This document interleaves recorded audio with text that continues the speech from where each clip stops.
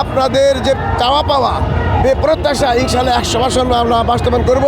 এই যে লোকারণ্য হওয়া, এটা হলো আগামী দিনে দেশের মানুষ পরিবর্তন চায়। নির্বাচনী কার্যক্রম শুরু হওয়ার পর আজকে সরকারের বিধি অনুযায়ী আজকে রাত 8টার পরে আমাদের নির্বাচনী কার্যক্রম শেষ হতে যাচ্ছে।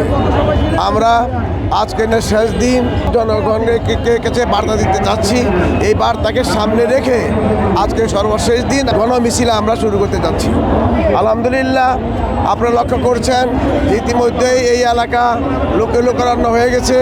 আমরা মনে করি এই যে লোকারণ্য হওয়া, এটা হলো আগামী দিনে দেশের মানুষ পরিবর্তন চায়।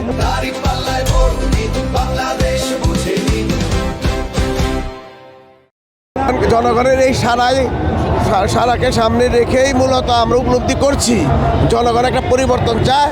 আর এই পরিবর্তন ছাড়া জনগণ আছে।